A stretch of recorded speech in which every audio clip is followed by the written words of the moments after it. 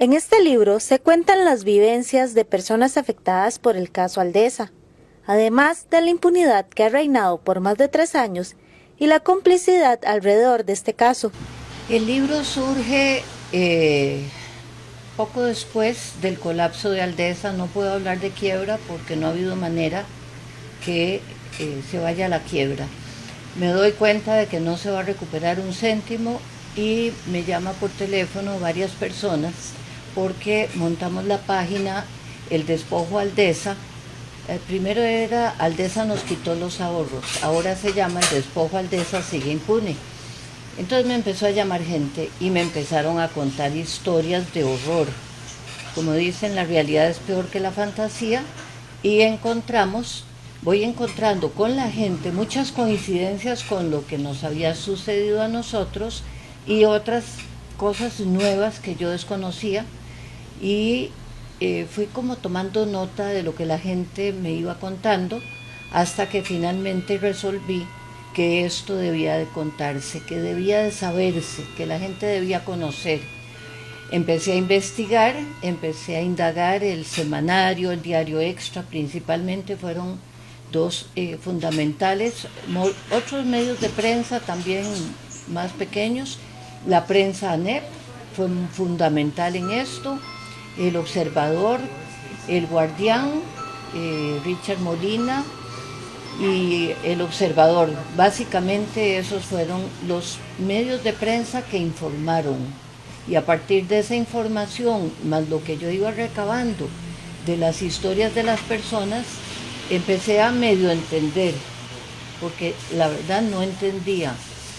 Hablé con todos los abogados y bufetes que estaban intentando hacer algo, ninguno pudo hacer nada. De manera que ya llegando a ese punto, dándome cuenta de que por la vía legal no había nada que hacer, dándome cuenta que el presidente de la República había mandado a Edna Camacho, esposa de Javier Chávez, al BID, dije, aquí no hay nada que hacer. Todos los poderes de la República en una sola, la prensa corrupta, por otro lado, lo único que queda es divulgar lo que sucedió. ¿Cómo? A partir de las historias que me contó la gente. Flora, este libro consta de varios capítulos, ¿es así? Correcto. ¿Cuántos son? ¿Cuáles son? Y ¿cuál es ese capítulo que usted destaca? Que usted dice, la gente tiene que adquirir el libro, comprarlo, para que se entere de lo que pasa verdaderamente en el país. Hay varios capítulos que son historias personales. Uno de ellos es la historia de mi mamá, que es la persona que tenía sus ahorros en Aldesa. Y hay varios artículos, algunos más dolorosos, otros más tiernos, de la solidaridad de la misma gente. La mayoría sí son sumamente dolorosos. Esos son historias humanas que a la gente como historia humana le puede interesar. Creo que los capítulos fundamentales del libro es uno que se titula La economista burlada, porque una señora economista que acababa de jubilarse y que había metido toda la plata del ROP, del FCL, las prestaciones, todo lo había metido en Aldesa, había vendido una casa, me cuenta su historia y ella es la persona que me ayuda a entender la parte bursátil y cómo fue que se llevó a cabo el fraude y la complicidad, aparte de los poderes de la República, de las entidades de supervisión, la SUGEF, la SUGEVAL y CONACYT. Fueron las tres principales responsables. Entonces ahí se explica como para personas que no entienden de materia bursátil y económica de manera bastante simple. Los dos capítulos que para mí son importantísimos de leer es el que se llama Acciones sin acciones, donde se ven todas las conexiones de Rocío Aguilar Montoya, de Edna Camacho, estando en el sector económico y en Hacienda, y ahí se hacen barbaridades. Ahí es donde Edna Camacho favorece el puesto de bolsa de su esposo y se ve claramente porque ahí están documentos y enlaces. Ese es un capítulo muy importante para darse cuenta que no había inocencia de parte de nadie. Hay otro capítulo que para mí es muy importante que se titula Algo debe saberse, nadamos en corrupción. Las siglas lógicamente corresponden al Aldesa Nación y es el vínculo que existe entre la Junta Directiva de Aldesa y la Junta Directiva de la Nación, que son prácticamente la misma cosa, es decir, intercalaban directivos, ahora estaban en la Nación y en Aldesa, ahora ya no están en Aldesa, pero son comentaristas de la Nación. Entonces ahí se ve toda la complicidad de la Nación. Acuérdense que la Nación en este momento tiene 13.000 millones de colones del IBM. ¿Quién colocó esa plata? Aldesa.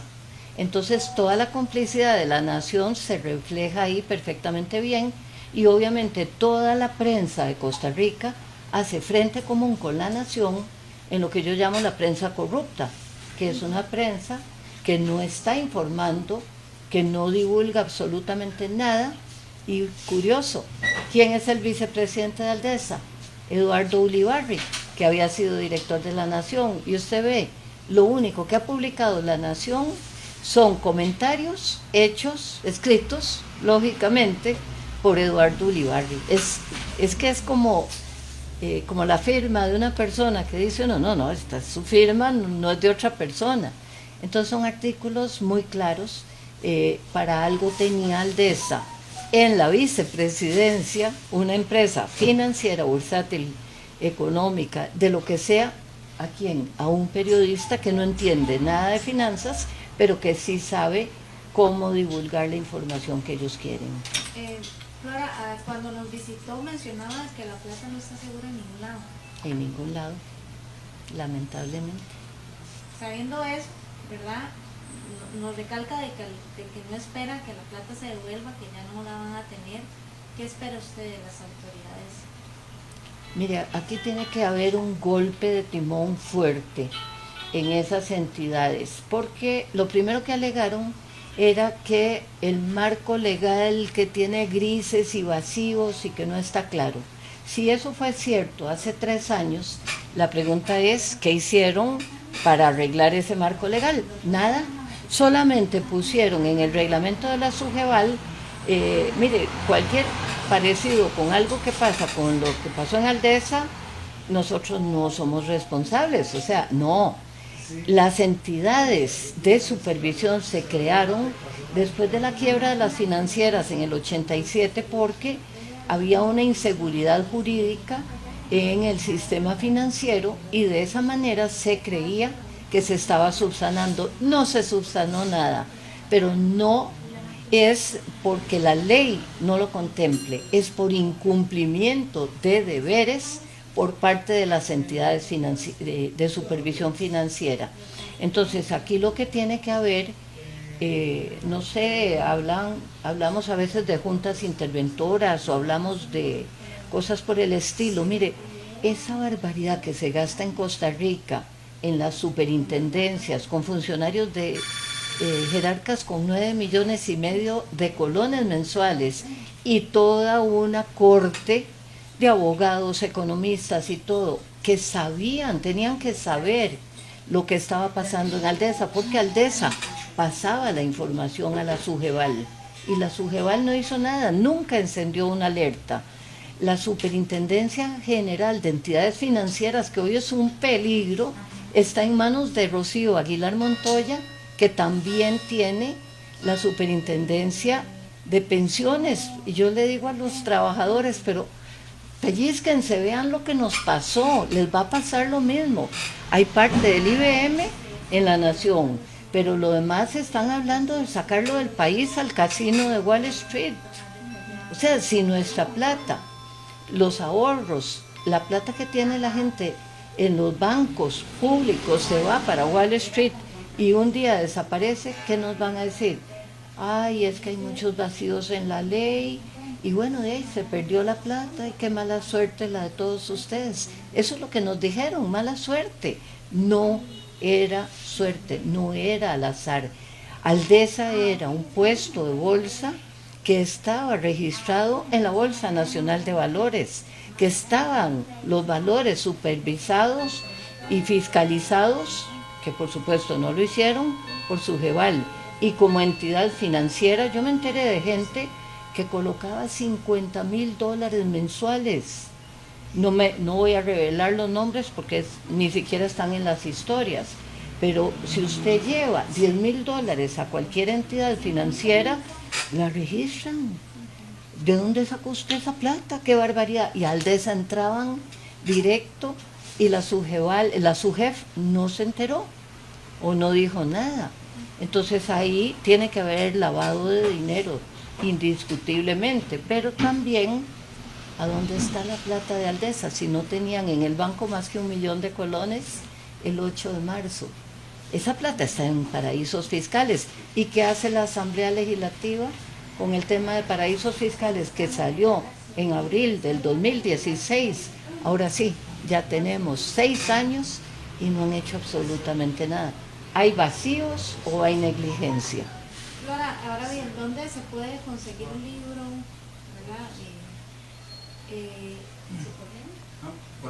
¿Cuánto vale? Sí, mire, la primera edición casi siempre es la más cara, porque hay que hacer todo el trabajo desde el código ISBN, la filóloga y todo eso. Actualmente vale 9.500 colones. Lo tengo aquí en mi negocio, en la relojería. Se lo mando por correo a cualquier persona y no le cobro nada por mandárselo por correo para que lo puedan leer. Mi hermano tiene una chocolatería en San Isidro de Heredia, ahí también lo tiene disponible. Vamos a estar en la Feria del Libro, pero eso es ahora en abril. Y posteriormente yo ya estoy haciendo la revisión del libro, porque siempre un libro sale con errores, por más que trabajamos duro para que saliera lo mejor. Ahora estoy haciendo toda la corrección del libro porque lo quiero subir a digital. El libro para mí no es ningún negocio. El mal negocio es para Javier Chávez, para la gente de Aldesa y La Nación, porque estoy desnudando toda la corruptela que hay en este país. Y eso es lo que quiero. Es decir, a mí ganarme un centavo por el libro, no. Muy pronto va a estar en digital al acceso de toda la gente, y en los alrededores de la Universidad de Costa Rica lo pueden hacer clonado. ¿Por qué? Porque yo desde el Tratado de Libre Comercio he sido muy contraria a todo ese asunto de la propiedad intelectual. Eso es egoísmo de no compartir el conocimiento. Y si yo descubrí todo lo que descubrí, lo que tengo más interés es que la gente lo conozca. Y creo que ahí lo van a hacer como en 5.000 colones, clonado con autorización de la autora, para que todo el mundo lo pueda tener.